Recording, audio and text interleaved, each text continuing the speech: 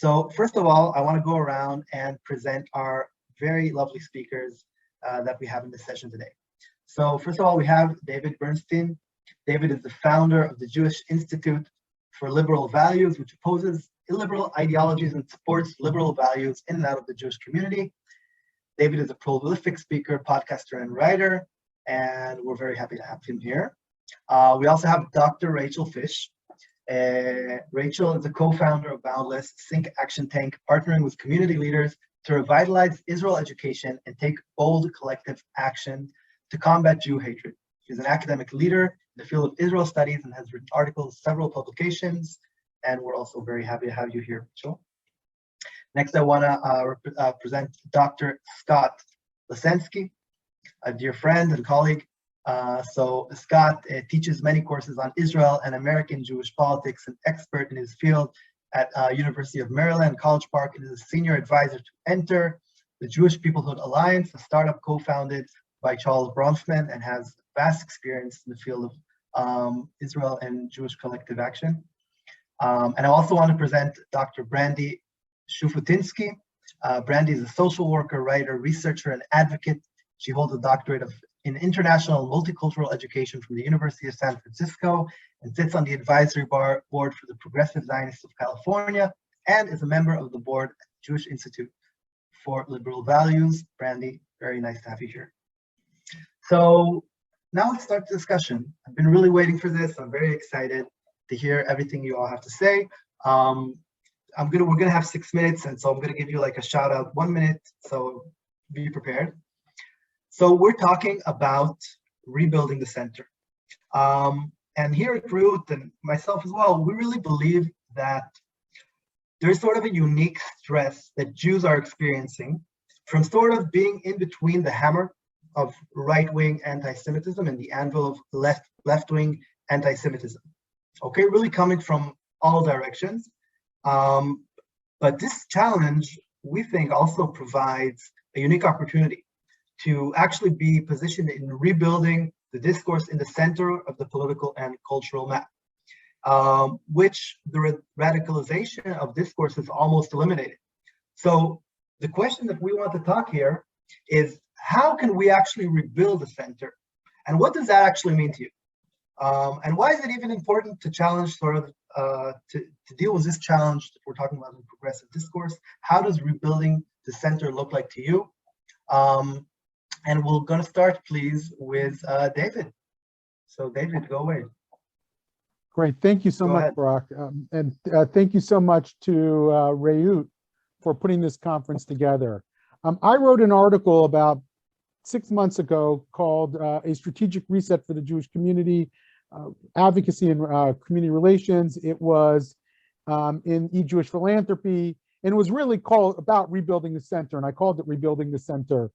And I want to talk a little bit about what that strategy and why I think it's so important that the American Jewish establishment in particular start to pivot toward a new strategy in political engagement and advocacy work. So in 2009, this amazing organization called the Reut Group put out a study on de-legitimization of Israel and a strategy paper. And it suggested that it was time for the pro-Israel community to start engaging progressives in a much more systematic way. And it talked about the fence sitters among progressives and why we needed to move them off the fence, because they may either go for BDS and delegitimization of Israel, or we may be able to move them in our direction away from that. And that was the strategy of the day. It was something that I practiced in my own Jewish community advocacy work and built organizations around. And I till this day, feel that it was the right strategy for the time.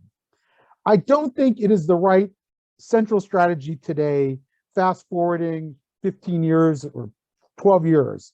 Today, the progressive ideology has become much more complicated than it was then. For a couple of reasons. Number one is progressive ideology has become increasingly, and I'll use this term guardedly, woke. It has become much more ideological than it was 12 years ago, 13 years ago when Reut put out its report. This ideology itself fuels anti-Semitism. It holds that there are oppressed and oppressors, it holds that the people who are succeeding in society are oppressing those who are not succeeding.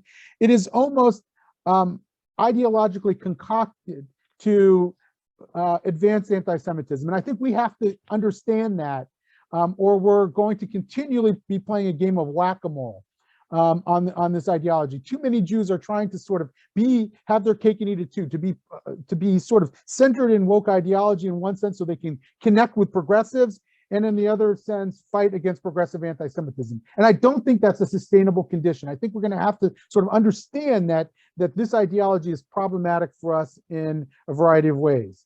There's also opportunity costs. If we're going to continue to be engaged with progressives and trying to move progressives off of anti-Israelism, we're not going to be spending time doing what I think we really ought to be doing, which is rebuilding the center of American politics. So I believe rebuilding the center should be sort of a fundamental repositioning of the American Jewish community.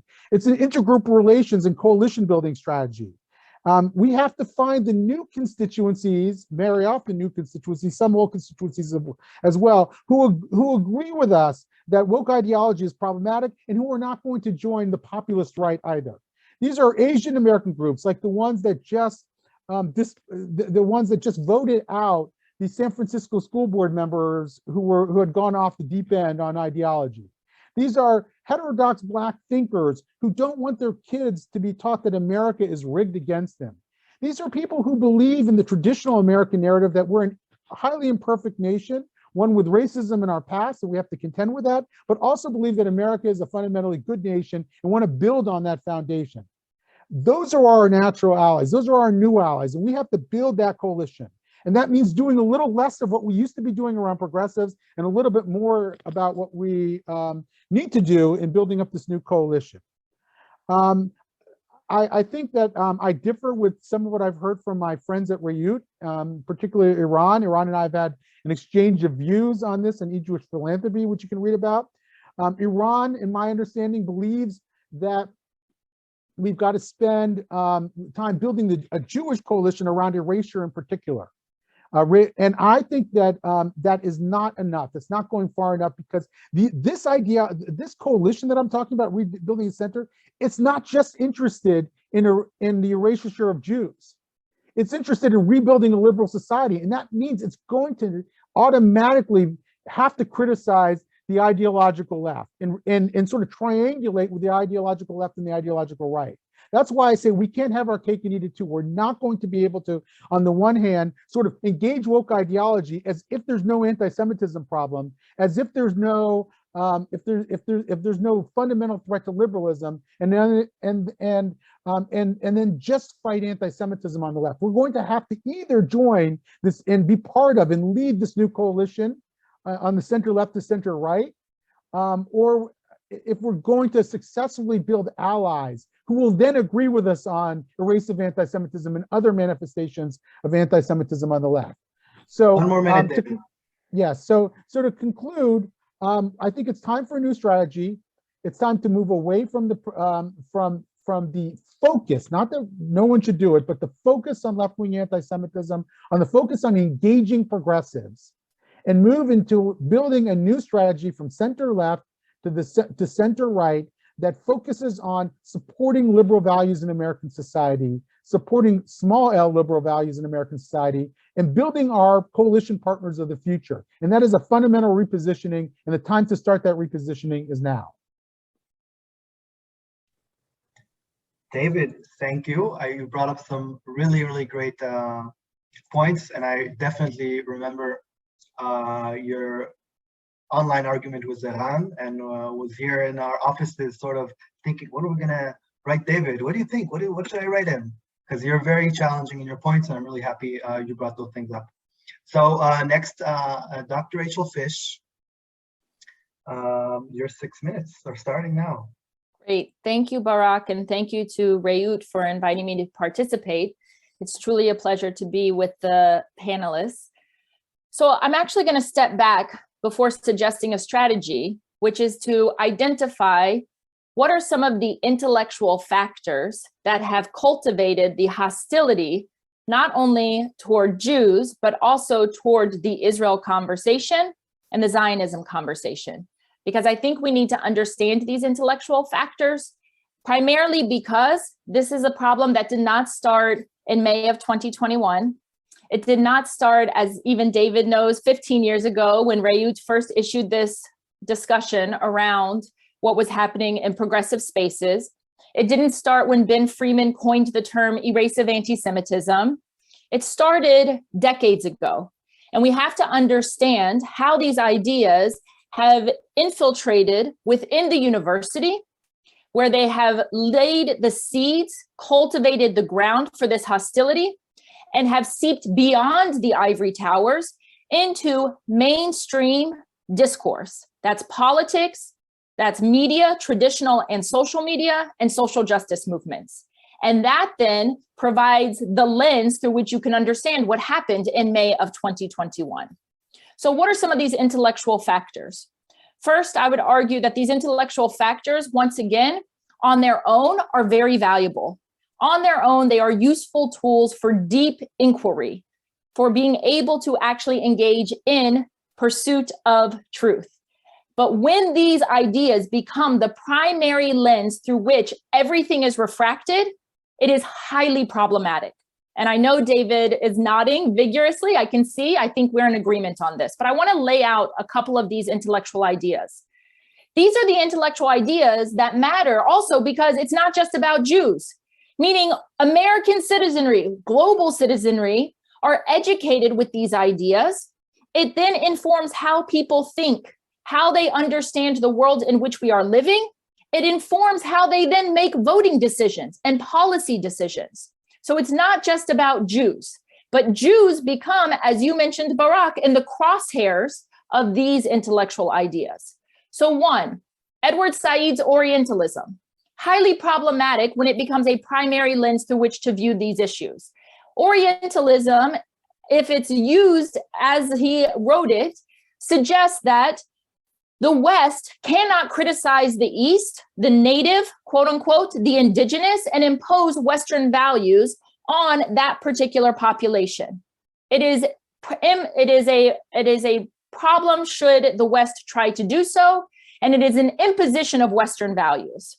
This then, of course, sets up a situation in which the West cannot criticize what is coming from the East, not just in terms of politics, but ideology, cultural and religious practices as well. Again, extending beyond the Jews. The idea of postmodernism, on its own, an important tool, particularly in comparative literature and sociology, but taken as a primary lens, it suggests that narratives, that stories, they become more important and more powerful than facts. Facts can no longer be understood as being objective. I am a historian. That poses a serious problem for me as a historian. I believe facts matter. Can you construct multiple meanings and narratives around facts? Absolutely. But to suggest that facts are all equal and morally equivalent and debatable is a highly problematic position. Thirdly, power dynamics. We heard this a little bit from Batya and a tiny bit from Jonathan. Marxism is understood now not only in the economic terms, but in the terms of power dynamics. The goal is to weaken the strong and to strengthen the weak. In this equation, specifically relating to Israel, Israel is perceived as being part of the strong that needs to be weakened in the region. And the native, quote unquote, Palestinians, Arabs, they are to be strengthened because they have been weakened. We also have the rhetoric of post-colonialism, which suggests that Israel is a white imperialist colonialist outpost in the region and therefore needs to be dismantled. Now, all of these ideas, once again, when they become the primary lens, pose a challenge in that ultimately, when you overlay that with the conversation taking place in America about race, which is the biggest sin at this particular moment, what we find is that Israel then is created in sin. It is born in original sin. And because it is born in original sin, it means that it ultimately cannot exist. So we need to understand these intellectual ideas because without them, we cannot begin to do what David is suggesting we do. So I would suggest as a very practical first step, as reclaiming the center, we actually need to engage in a reorientalism in order to deconstruct these ideas, in order to be able to frame them in a way in which they are tools and not the primary paradigm or lens through which to refract all issues, not only for Jews, but for larger population swaths in America and beyond, because they deeply influence then how individuals understand Jews, Israel, and the ethno-religious category of the Jewish people. And ultimately, if we don't do this, there's no way I would argue to even begin to reclaim the center. So I'm under 6 minutes, Barak. You are amazing. Very interesting. Thank you, Rachel. So our next speaker will be Scott. So Scott, the floor is yours. Thanks. It's great to be I don't know if we have to say with quotation marks. I'm not going to start in Hebrew. That was very inspired by Batya Ungar Sargon. Now she was you have great Hebrew. What's that? Yeah, I'll practice offline with Barak. Batya started very provocatively, and I follow her writing, so it's not unusual for her to provoke. But, you know, when she said, "Who cares?" We already got an answer already from David, and some more answers from Rachel, and maybe Brandy will fill in as well. I mean, clearly a lot of us care. I teach at a university. I interact with a lot of other people in the whole spectrum of liberal, political, and intellectual trends, and we're all confronting this dilemma in the workplace, in political coalitions and advocacy networks. So I appreciate that Batya opened up the whole day by asking, who cares? And she cited a statistic I hadn't heard before. If it's true, it's pretty interesting. 6% of Americans identify as, quote, progressive. Feels a little reductionist to me, but clearly a lot of us care. I'm going to offer some remarks that I hope complement what the other speakers say, but it's more of an inside the Jewish community perspective, looking out. Rachel and David were talking from a different perspective. I'm eager to hear from Brandy. I'm going to say a little bit about Jewish peoplehood. That's what I was asked to speak about. Can the paradigm of Jewish peoplehood, can the idea of Jewish peoplehood, could a new twist on an old idea, again, the idea being Jewish peoplehood, be a path for, quote unquote, rebuilding the center and helping American Jewry navigate through the agenda that Reut is spotlighted. So first I want to say just a few things about what I mean by and by Jewish people and why the paradigm may be effective, something about opportunities, and then third and finally something about challenges. So what is this all about, and why would one argue that the idea that the notion or the paradigm of Jewish peoplehood provides a powerful way forward? Well, number one, the values within the idea of Jewish peoplehood, values of pluralism, of diversity, an ideology of inclusiveness is at the heart of peoplehood. Second, and here this is where you get the new twist on the old idea, the principle of Jewish peoplehood as my organization, the Jewish Peoplehood Alliance, Enter, and many others, I would argue that Reut was at the forefront of this. The new twist on an old idea of Jewish peoplehood that has been promoted in recent years poses a principle of mutuality. This is something new. This is not sort of your Klal Yisrael concept of traditional Jewish thought. So on top of these values of inclusiveness, diversity, pluralism, this principle of mutuality, and Barak I'll get him to smile, and the idea of erasing the hyphen and taking away the dichotomy in the Israel diaspora construct and organizing, promoting a mindset and programming around an idea of mutuality where Israel and Jewish communities outside of Israel are treating one another on an equal plane. That's core. So first, value. Second, this principle of mutuality. And third, it's a positive framework. Jewish peoplehood as an idea, as a mindset, is a positive framework. It's not meant to replace or exclude the other ways we mobilize around Israel or around fighting antisemitism or around Jewish security. It's both positive and authentic. And that's important. So that's a little bit about sort of why and what this new take on Jewish peoplehood is all about. What are the opportunities? Well, I'll just put my I'll put my finger on two. Number one, if you look at data, and you can always dismiss a poll here or a poll there. Recently, in the last year or two, I've looked at several dozen public opinion surveys in Israel and in Jewish communities outside of Israel, mostly in North America, though I've also looked at the UK and France and some other communities. And the questions around Jewish peoplehood, around a sense of belonging, poll remarkably high. Jewish sentiment across the Israel diaspora space shows that there's a deep sense of commonality of belonging. I would say that the sentiments that make up Jewish peoplehood, remarkably high. Some differences on religiosity, and I'll say something about that in a minute, and some differences based on political ideology, but remarkably high. We have a baseline of belonging, which is a strong foundation to build upon. It already exists. It's sort of wired into Jewish identity. That's opportunity number one. Opportunity number two, the whole Jewish peoplehood paradigm, the way that I'm arguing a whole new set of actors, we'll call it the Jewish peoplehood sector, is promoting it. It changes the terms of reference around Jewish identity and where Jews fit in to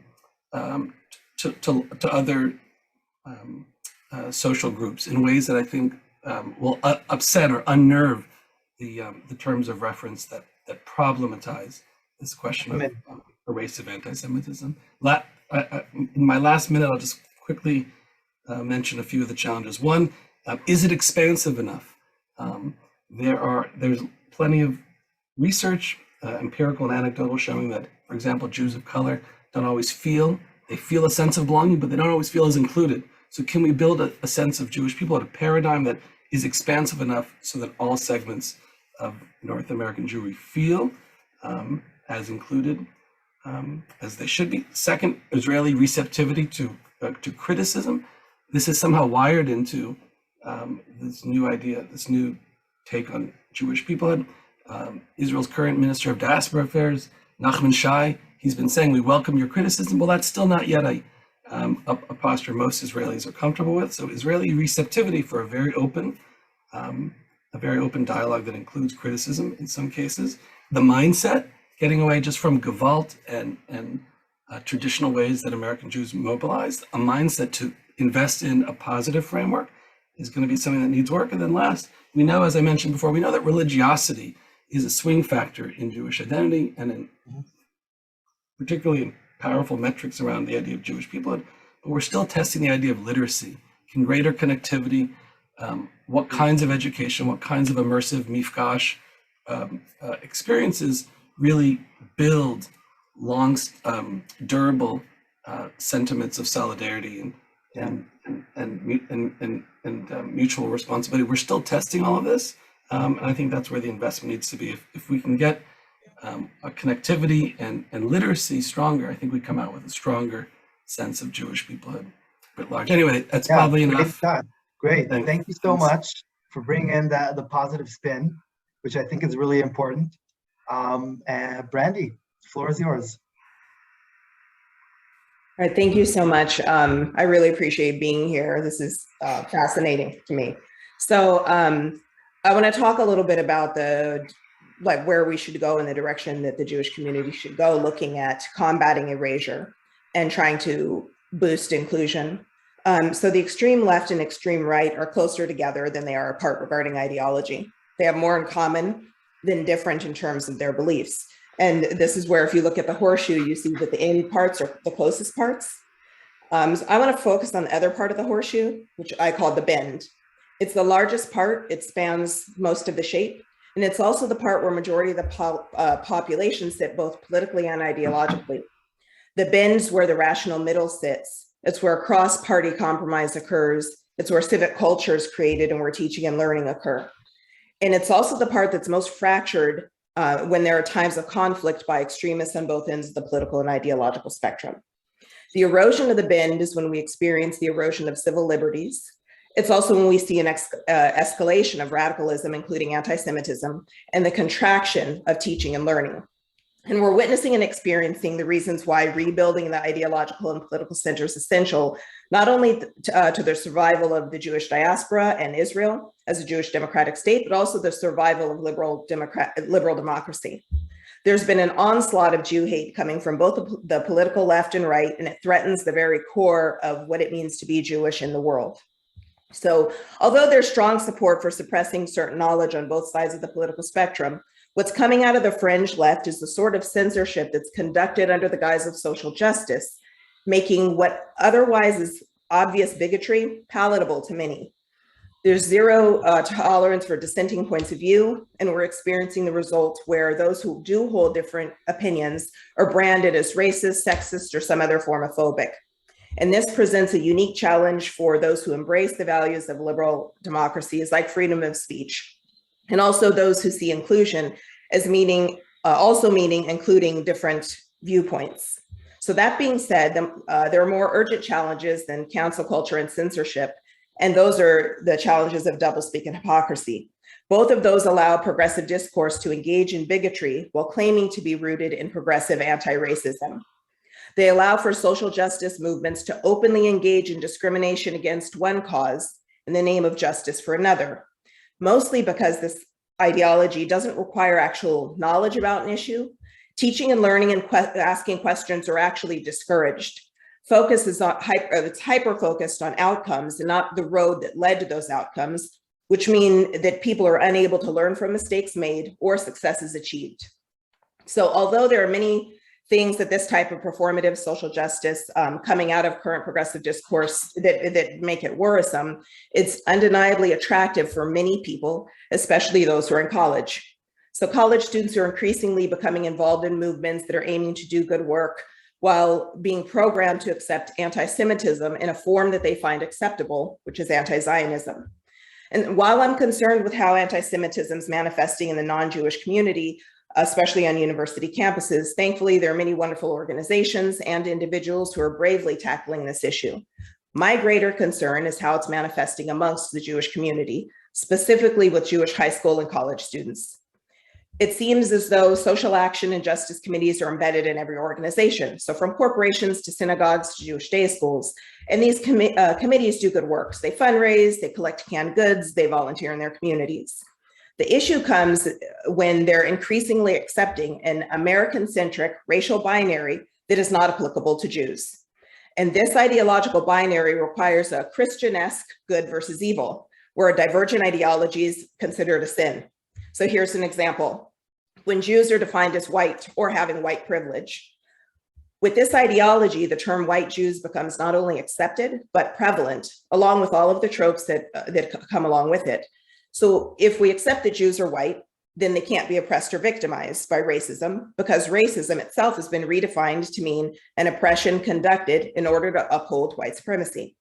Let's go on a little further with this example. If Jews are white, then it's not too far a leap to claim, well, Jews are European. And if Jews are European, then Jews in Israel really are settler colonialists, displacing Palestinians in order to establish a European settler colonial state in the Middle East. Just a few short steps in anti-Zionism is not only acceptable, but it's necessary to truly be on the side of social justice. So back to my concern. Jewish students are being fed this narrative in progressive social justice spaces with little to no grounding on how to counter it. And we need to do more to bolster Jewish students' knowledge of who the Jewish people are. Instead, many day schools, organizations, they're towing the popular discourse at the expense of our narrative. Diversity is centered on a non-Jewish lens in place of learning about, sharing, and celebrating diversity within the Jewish community.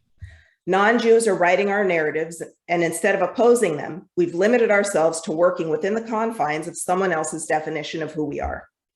How can we expect non-Jews to acknowledge our history and experiences if we don't ensure our own kids are able to? So here's what I propose. Operate within the bend of the horseshoe, encourage debate, teach about the diverse majority instead of hyper-focusing on the fringes, support teaching and learning and questioning instead of worrying about being politically correct. We can start by reframing our own narrative, by self-defining our own identities, and by teaching the generations to come about the history of our nationhood. We need to educate about and respect the diversity within the Jewish community, not only the diaspora experiences, but also the diverse perspectives that actually come from those experiences. For example, the white Jews label doesn't apply to many communities, Jewish communities who don't come from places with white people, like Iran.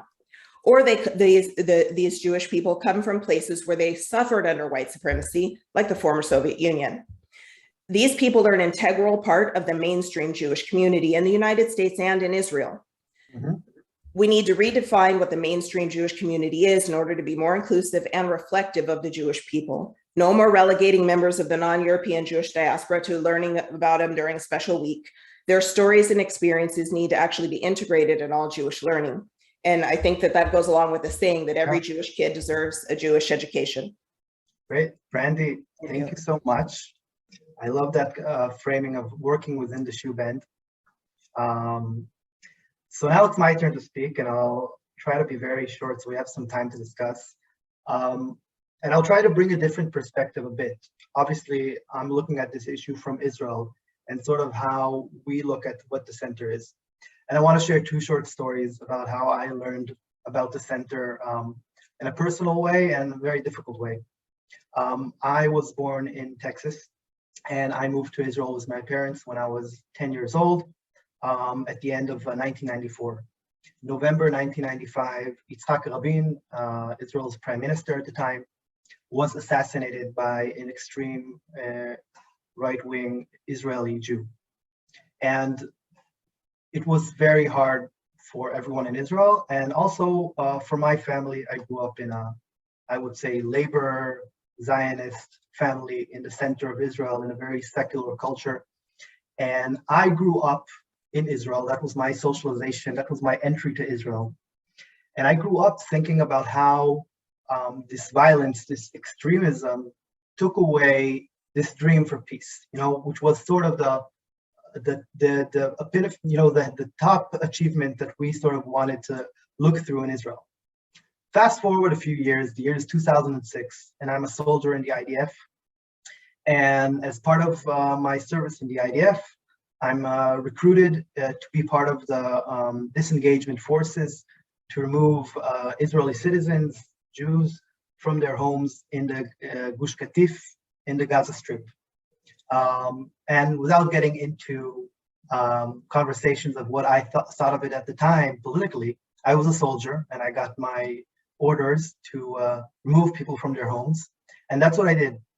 And I had to do that physically. And I can stress that it was one of the most difficult things in my life. And sometimes I say, even if you think if that was the right thing to do, it was the wrongest right thing I ever had to do in my life. And that event of seeing, meeting the extremism, and that was after a summer of events and violence and people on both sides, like we had in 95, we had in 2006, these extremes, and without a center that can hold the complex dialogue. And Israel has amazing challenges. We have the challenges of what do we do with the conflict, and social challenges, and racial challenges also in Israel, and economic challenges. How do we deal with this? And religious, of course. And we have to have a center. And many ways, those events sort of channeled me to devote my life to building that center. And relating to a bit what Scott said about Jewish peoplehood, one of the main things that we've been doing in Reut in the past years is leading an organization in Israel called the Coalition for Jewish Peoplehood, which is now a professional network of more than 450 people from 200 organizations who are all involved in connecting Israel and world Jewry around this idea of a common center. And it's very complicated because we have people there that are ultra-Orthodox and people who are Reform and people who are secular, and we have right-wing and left-wing, and we're all in this organization trying to promote Jewish peoplehood. And it's very difficult because sometimes we don't succeed in agreeing. If it's like, I can give examples of issues of, of conversion, of what is considered, conversion in Israel, and what is recognized conversion, or issues of the Kotel, which obviously people of different religious beliefs have different perspectives and outlooks. And definitely every time the issue of the Palestinian-Israeli conflict comes into conversation, we were in danger of having our whole coalition that we've been working for years just fall apart.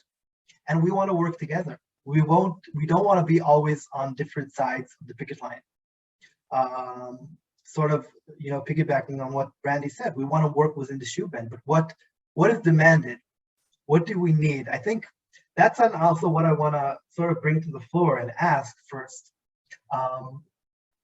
And especially in the US, when we know the majority of the Jewish community, the Jewish population in the US identifies more on the left. It's not a 50-50 when we're talking about voting, at least.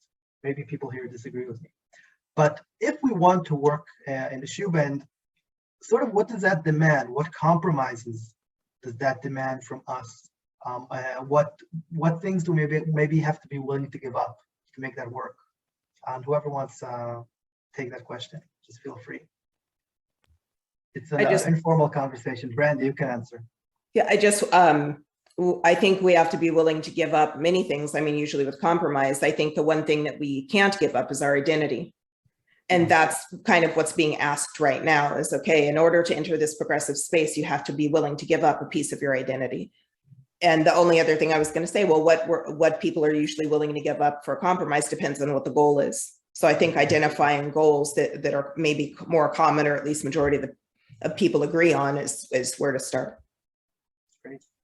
I'd like to add something, and that is that while I'm a believer in Jewish peoplehood and Jewish unity, I also think we might have to give up some notion that we're going to be able to get complete unity around these objectives. If we're going to fight this new ideological threat coming from the left, the right is easy. We've been doing that for many decades. We're going to have a division of labor, and certain organizations are going to have to be willing to speak out and perhaps not necessarily speak with one voice around these issues. And I think that's hard. And this is maybe where I part ways a little bit with some of my colleagues at Reut, is that this is less about creating, to me, a centrist coalition within the Jewish community. It has to be more about creating it in the way that Rachel sort of described, a coalition that sort of influences American society on a broader scale. And we have to be part of that coalition. And that may mitigate against our ability to create perfect unity within the Jewish world. Mm-hmm. I just want to say we have a few more minutes, and if anyone wants to write questions in the Q&A, feel free. Rachel. Yeah, Barak, I was just going to add one other piece, and it builds on both Brandy and David's. I think we do have to recognize, at least when it comes to the Jewish community conversation, that the younger you go, there has been a sublimation of particularism at the expense of universalism. And it has been articulated for a very long time now by many Jewish communal leaders, by rabbinical leadership, that is the price to entry in terms of being American. And so now we have a situation in which the younger you go, your universalism is supposed to be, to your point, Brandy, sort of what you bring to the table, and you're asked to check your particularism at the door. But it's only Jews who are asked to check their particularism. And for a long time, it was just the Jewishness that they had to check. Now it's the Jewishness and the Zionism. And so there is something here to be discussed at a very deep level that requires our own leaders to look at how they think and reflect and re-examine in order to say, we actually need to create a healthy, tenuous relationship between particularism and universalism. And the tauter that rope is, right, the tighter it is, the healthier that relationship is. And right now, that is not the conversation that we are having, and it deeply impacts the younger Jewish communal generations and will continue to do so. Scott, do you want to add anything, sort of react to people said?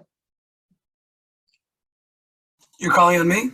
Yeah, Scott. I threw something in the chat. I mean, we have a limited amount of time here, so I'm going to try to focus as narrowly as I can. I'm very moved by what Brandy said earlier at the end of the first round, this notion that it's important that we redefine, if I have the self-defining, maybe I may have botched the term, but honing in on who we are and defining Jewish identity in the ways that aren't just expansive for the sake of expansiveness, but that accurately portray and lift up the diversity and the pluralism that is so defining of American Jewry today. is absolutely critical. And that's what we can do on our own, and not just be either tempted or forced to be reactive by what's happening in the politics around us. But I would just add one other thing. It wasn't part of my peoplehood presentation, but I'll just add more broadly in terms of reestablishing the center. There's something that touches a little bit on what David spoke of, but it mostly touches on David's previous position.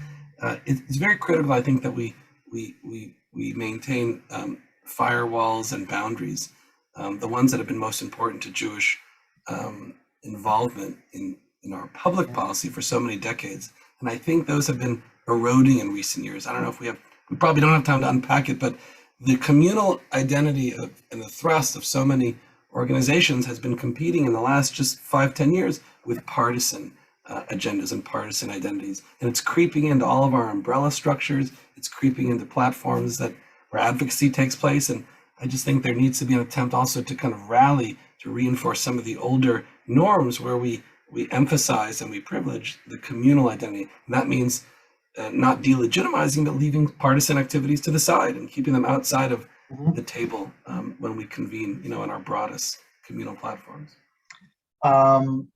We have to wrap up. Thank you so much, Rachel, David, Brandy, and Scott, for this really enlightening conversation. And I think you brought a lot of very interesting ideas and concepts, even like sort of in framing, and like these catchphrases are very, very important. And I think definitely we have a lot of important work to continue doing. And I hope that these ideas would be able to sort of be part of your work and definitely our work. And Rachel is writing, this is not going to happen overnight. Definitely, none of this is going to happen overnight. So thank you, everyone.